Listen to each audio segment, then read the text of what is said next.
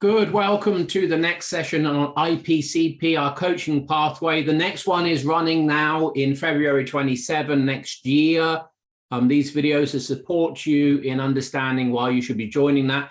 So this evening or last night, Jay ran a session and we ran into the coach's cognitive biases. So we're going to explore slightly that with the Headley and see how that is valuable and necessary for you to be across. Any questions that you have about the coaching pathway, when this video gets posted, put them in the comments and then Jay or I will respond directly to you.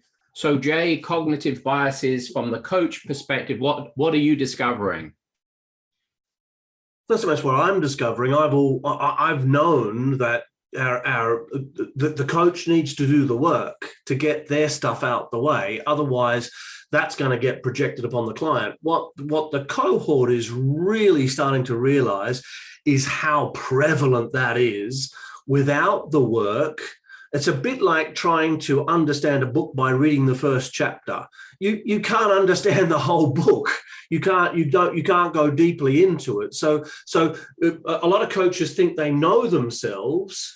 And some of these coaches have been through practitioner, master practitioner, and they've done the old meta coaching with us, coming into this program now, starting to realize, holy crap, my biases are quite large, and I can now actually see how they're getting in the way of me being an effective coach, an effective developmental coach. Okay.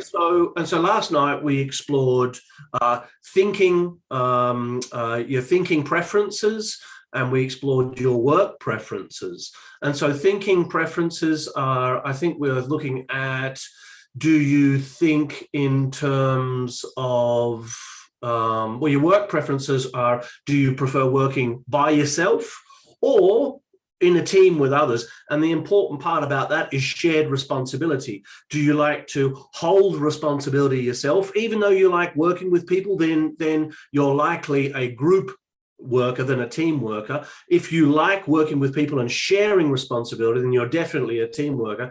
And if you like to hold responsibility to yourself and you prefer to get things done on your own, then you're definitely individual. And so, we had lots of people who were team oriented, and lots of people who are extremely independent, individual oriented. Well, that's not really going to work for coaching. And as we explored that, people's faces and chins begin to drop, because it's like, oh, that's really getting in my way. I like to have responsibility. I don't like it to be shared between the client and myself. Well, that's going to facilitate over responsibility 101. And so the coach is going to start being responsible for the client. They're going to start thinking about what the client wants, how they want it. Am I delivering it? All that stuff's going to be going through their head time and time and time again. In the thinking, let's interrupt the monologue. So, what's a cognitive bias, and what's showing up? Enjoy a smile. And how is that different to it just being a cognitive intention? What's the variable? So it becomes a bias when it becomes a driver.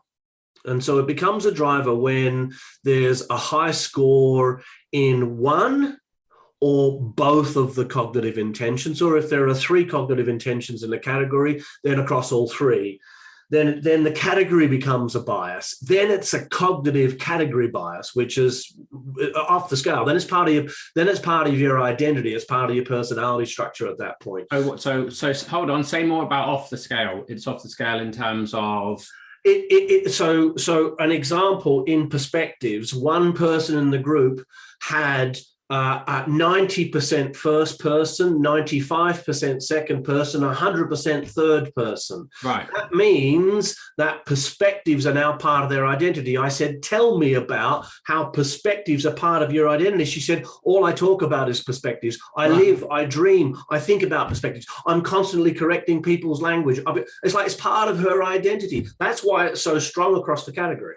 So the whole category becomes a driver. How does that play out as a bias for that student particularly, without going into who that was? because they'll be constantly just coming back to perspectives. They won't be referencing anything else other than perspectives. They won't be referencing cognitive biases. They won't be referencing beliefs. They won't be referencing values. They'll just go, this is a perspective problem, because that's all there is. It's like tunnel vision. And so suddenly, well, that's your perspective, in his or her relationships, primary relationships. Well, that's your perspective, sweetheart. It's not my perspective. Can you hear how subjective that is? They're getting into arguments over whose perspective it is, because it's part of the identity structure now. Yeah. And so the bias is what, though? The bias is a category bias. Right. Yeah. Whereas if a person had a bias for second person perspective, and their score in second person perspective was 60%, and their score in first and third person perspective, let's say, was 25-30%, then second person perspective becomes a driver. Therefore referencing what you think other people are thinking and referencing what you think other people are feeling becomes a driver bias for you. Sure. Good. Okay. And what to do, and how is the course helping with that for the student? As we go deeply into each of the biases, the students are seeing not only how the bias runs for them, but we're having individual and collective coaching conversations where everybody's invited into the process. So I'll coach somebody to their bias by asking, what's the positive intention of the bias? How does it serve you? How does it not serve you? Really simple questions. As you sit back, do you have permission to be able to expand your thinking to include the other perspectives, to include the other views within that category? Stuff like that. But then we'll slow it down. And we'll go, what question would you ask here across the cohort?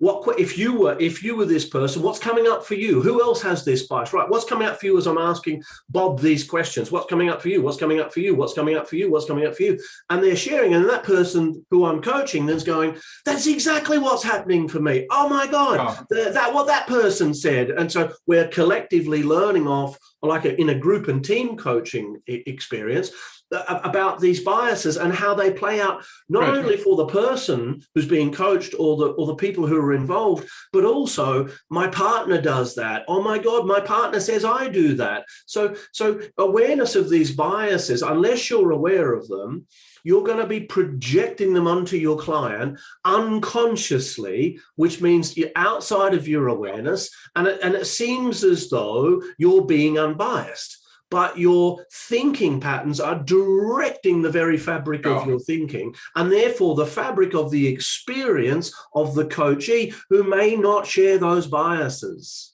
So what kind of coach can we expect to be coaching that isn't aware of these biases? What's the kind of quality? What's the likely outcome of the sessions with their clients? Well, they'll have an unconscious agenda, Joseph. So they will hold an unconscious agenda to get somewhere. Let's say they had high achievement and high influence in terms of their success strategy. Yeah.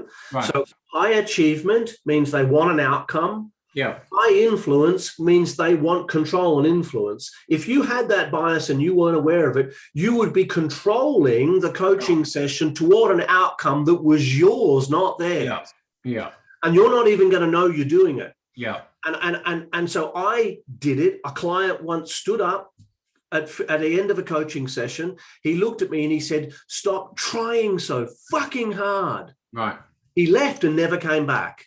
It was the lesson for me that I was holding an agenda. It took me about 2 years to see it, but as I just held on to that, held on to it, it came to me like, that's what was going on. Here's me driving the session with my biases. That kind of thing's going to happen. So as you can hear from our sharing here, we're very keen and we are very invested in making sure that as a coach, and particularly as an accredited coaching room coach, you're across a really clean, pure, and systemic approach to coaching. If that interests you, drop your questions in the comment section, or just really easy, come book on the course for next year, see Harriet. That's it from us. Till next time.